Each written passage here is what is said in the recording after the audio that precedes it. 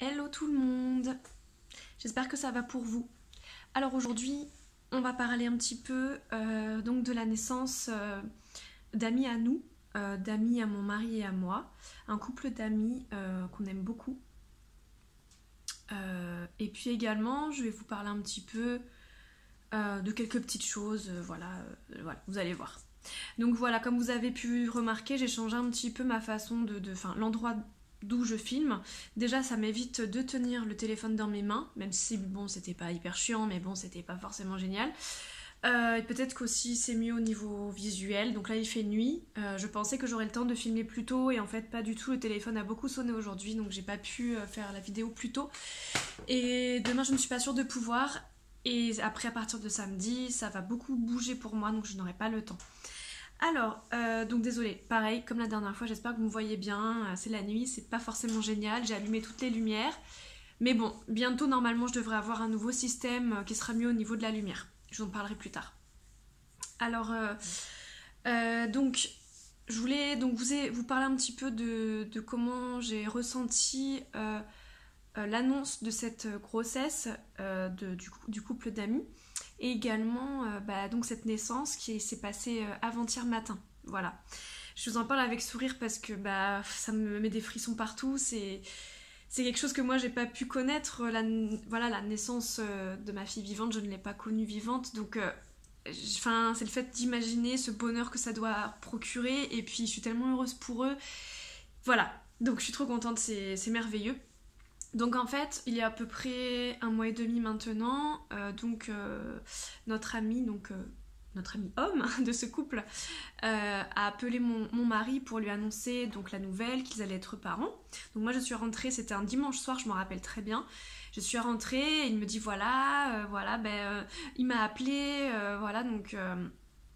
j'ai dit ah bon comment va-t-il? Moi j'entrais du travail, j'étais éreintée. Je m'attendais tellement pas à ce qu'il allait me dire et il me dit ils vont être parents. Je lui dis ah bon mais c'est génial et tout ça, alors du coup c'est prévu pour quand? Et il me dit bah écoute elle est enceinte de 8 mois. Alors là ça m'a fait tellement un choc. Il y en a qui préviennent au dernier moment, hein. Il y en a plein des gens comme ça, mais là c'était pas... Voilà, c'est parce que nous il nous est arrivé ce qui nous est arrivé, donc ils nous l'ont dit très tard. Euh, et franchement, en fait, je l'ai pas mal pris, mais j'ai été triste parce que nous, on n'aurait pas perdu notre fille. Et ils nous l'auraient dit beaucoup plus tôt en fait. Donc c'est vrai que ça m'a fait super chelou. Du coup, j'ai un peu, voilà, je l'ai pris sur moi comme ça. J'ai dit, j'ai pris sur moi, je veux dire. Excusez-moi. Et je me suis dit non, Amanda, essaye de voir le truc positif. Il faut avoir un bébé, c'est génial et tout ça. Et ça, je trouvais ça génial. Ce qui m'a gênée, c'est de l'apprendre un mois avant l'arrivée du bébé. Parce que du coup, psychologiquement, pour me faire à cette idée, tout ça, ça me... Enfin, c'était... Waouh, c'était... Voilà, donc ça a été un moment un peu compliqué.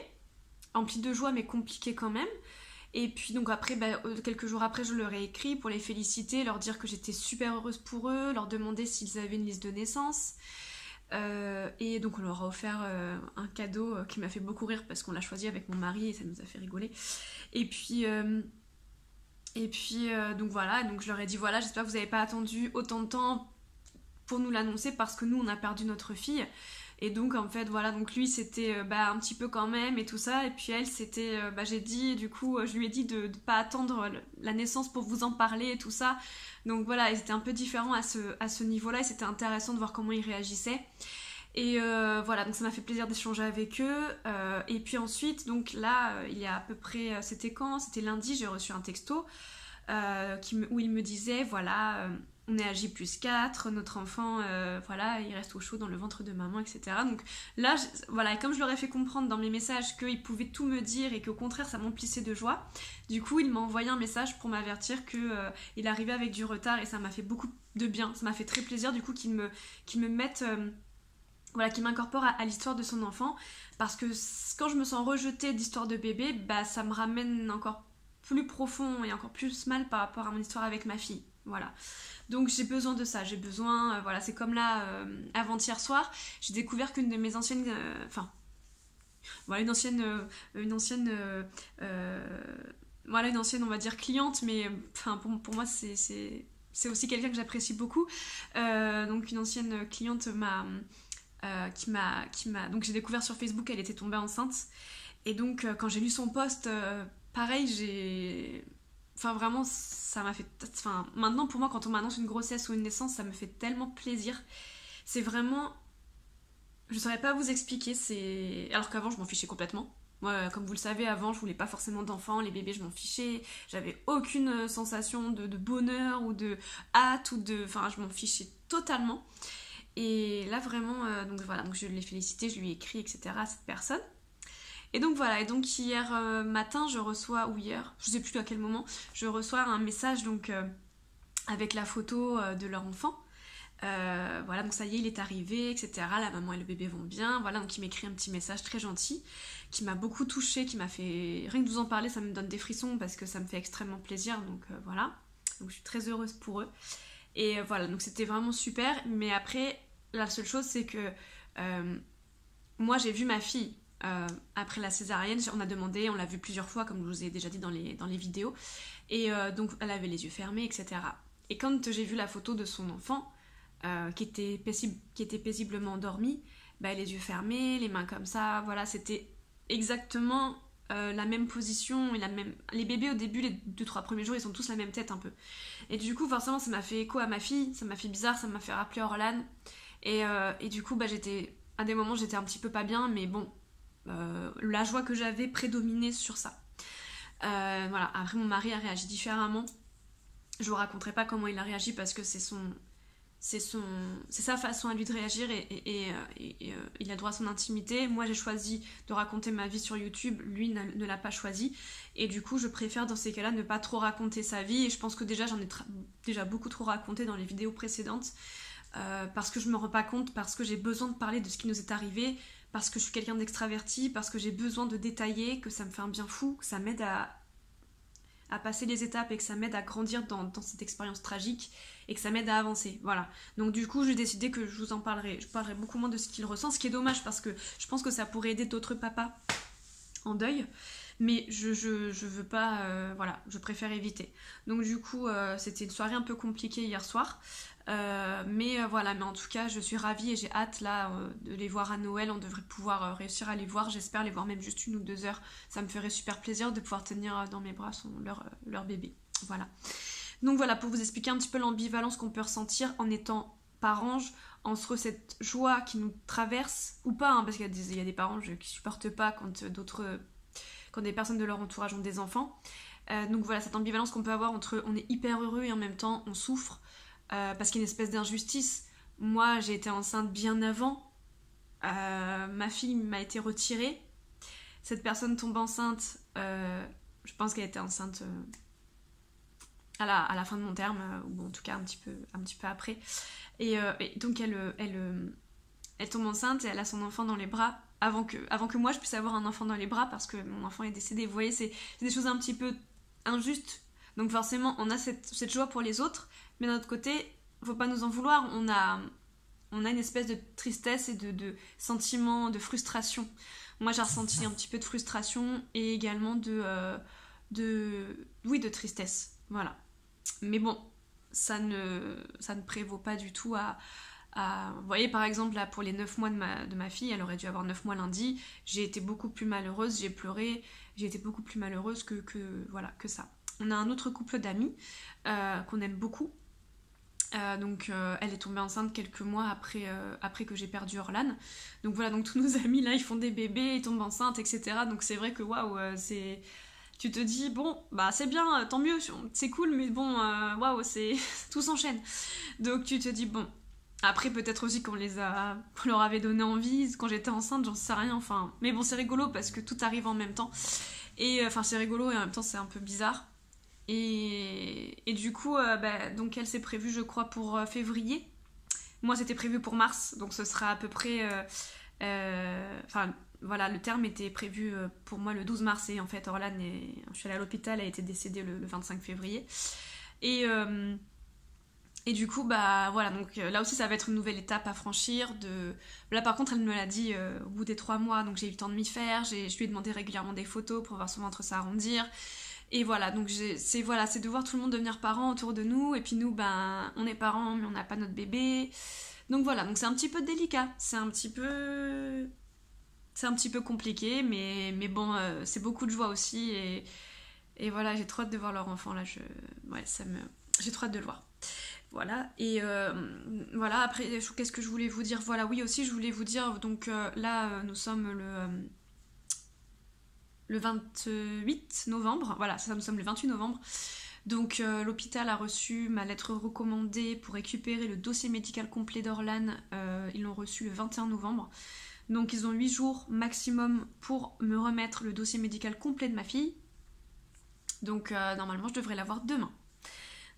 Je vous cache pas que j'aurais préféré l'avoir avant, là de me dire qu'il n'y a plus que demain, si je l'ai pas demain, ça va être très dur à vivre, hein. Je sais pas trop comment je vais le vivre, je demande juste à ce qu'il fasse les choses bien, qu'il m'ait envoyé une première lettre qui était préfaite, qui était voilà, une lettre type, qui m'a envoyé ça la première fois, bon, ça peut arriver, je peux comprendre énormément de choses, même si ça m'a fait beaucoup de mal.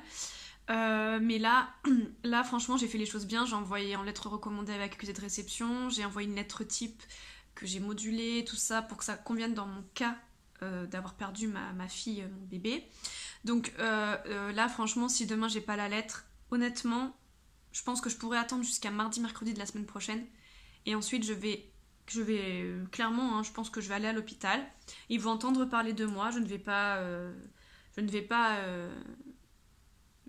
pas m'énerver plus que ça, je veux pas être la maman hystérique qui réclame le dossier médical de son enfant décédé. Ils ne verront pas ça. Par contre, je vais leur faire comprendre qu'ils ne sont pas du tout professionnels, que dans mon cas, c'est inacceptable ce qu'ils font. Donc j'espère de tout cœur, voilà, espérons qu'on n'arrive pas jusque là. Je vais faire plein de pensées positives pour recevoir ça demain. De toute façon, c'est déjà envoyé, si je le reçois demain, ils l'ont soit envoyé ce matin, soit hier matin. Donc voilà.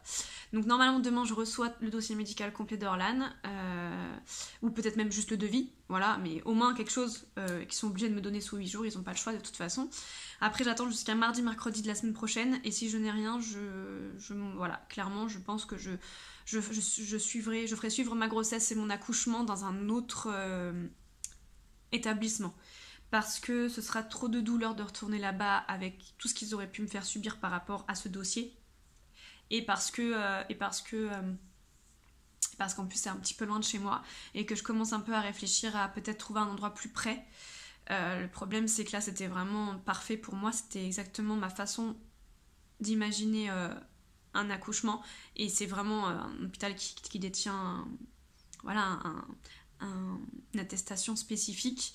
Voilà, comme je vous dis, moi j'étais à fond accouchement naturel, etc., allaitement, donc voilà, donc c'est vrai qu'il était à 25 minutes de chez moi, mais à côté de ça il y avait tout ce que je voulais. J'ai été suivie par des gynécos absolument géniaux, voilà, donc c'est juste le fait que ce soit loin, et le fait que si jamais l'hôpital fait pas ce que je demande par rapport au dossier, où là je risquerais de changer d'établissement. Mais je réfléchirai à tout ça. En tout cas, voilà, normalement demain je reçois le dossier. De toute façon, je vous en parlerai, je vous expliquerai tout ça en espérant que ma prochaine vidéo soit positive, un petit peu comme celle-ci. Je pense qu'elle est un petit peu positive quand même, cette vidéo.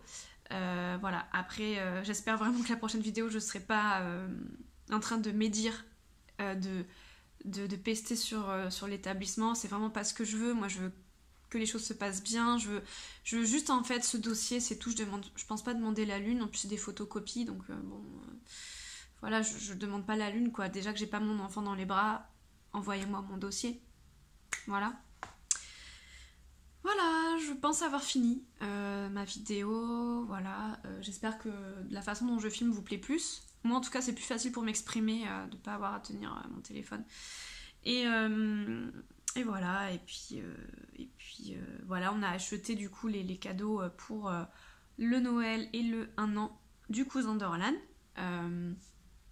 Donc j'ai hâte de voir sa petite tête, comme je vous disais. Donc ça y est, on a tout à la maison. Je prépare doucement Noël. J'ai acheté un super cadeau, enfin plusieurs cadeaux, mais dont un super à mon mari. Je pensais pas pouvoir, voilà, je me suis débrouillée pour acquérir vraiment quelque chose qui lui tenait, enfin qui, je pense, lui fera très plaisir. Donc pareil, j'ai hâte aussi de voir sa tête. J'ai trop hâte. Et puis voilà. Voilà, j'essaie d'être positive au maximum, comme vous le voyez, j'essaie d'avancer. Ma fille me manque, c'est sûr, mais voilà, je veux avancer, je veux que la vie continue à être belle et je veux, voilà, voilà. Et puis je vous cache pas que l'envie d'être à nouveau maman est extrêmement, extrêmement pressante. Là vraiment j'ai envie d'une nouvelle grossesse, vraiment, vraiment, vraiment, j'ai vraiment envie. Voilà, je sais pas quand est-ce qu'on s'y mettra, je sais pas quand ça arrivera et je veux même pas commencer à mettre des plans sur la comète. Là, je pense que c'est encore un petit peu tôt et puis on va pas se mentir, avoir le gros ventre, être essoufflé, avoir chaud et avoir les jambes comme ça en plein été. Parce que si je tombe enceinte maintenant, ce serait pas l'idéal étant donné que bah après, quand on est comme ça en plein été, bah c'est pas génial à vivre quand on est enceinte. Moi, j'ai eu la chance de faire une fin de grossesse en hiver, donc bah, voilà, c'était vraiment nickel pour moi. Et voilà, mais après, bon, on sait pas ce qui peut arriver, donc voilà. Mais bon, dans tous les cas, c'est vrai que là, je vous cache pas qu'en ce moment, j'ai vraiment ces petits papillons dans le ventre, ce truc de vouloir à nouveau un bébé. Je le ressens physiquement aussi, j'ai des faux signes de grossesse, tout simplement. Voilà, par exemple, voilà, là, j'ai des gargouilles dans les ovaires, j'ai pas mal de fringales, je suis assez fatiguée, j'ai mal au sein aussi. Et je pense que c'est juste parce que j'ai envie d'être enceinte. Et puis parce que c'est voilà, c'est clairement psychologique, hein, je vous le dis, c'est pas possible, je peux pas être enceinte. Mais c'est vrai que j'ai très très envie et je le sens. Je sais que maintenant je suis prête à accueillir un nouvel enfant dans mon ventre, puisque là j'ai vraiment l'envie d'être à nouveau maman. Chose que je disais, voilà, qu'il y a des moments où j'avais envie, des fois j'avais pas envie, voilà, j'étais perdue. Là je sais, je pressens vraiment physiquement, j'ai l'envie vraiment d'être maman à nouveau. Et c'est aussi pour ça que ça me fait autant de bien de voir les photos des bébés de mes amis et de même d'autres personnes dans la rue, etc. Même si ça me ramène forcément à la mort de ma fille. Mais parce que voilà, je sens, je sais que je serai à nouveau maman et je sais que voilà. Bon voilà, j'arrête ma vidéo parce que je me rends compte que... Oula, 17 minutes. Je crois que j'avais... Voilà. Bon, eh bien, je vous embrasse. J'en mets mes lunettes. Je les enlève en fait pour pas que vous ayez le reflet. Voilà. À bientôt. Bonne soirée, bonne nuit, bonne journée selon quand vous regardez la vidéo. Ciao.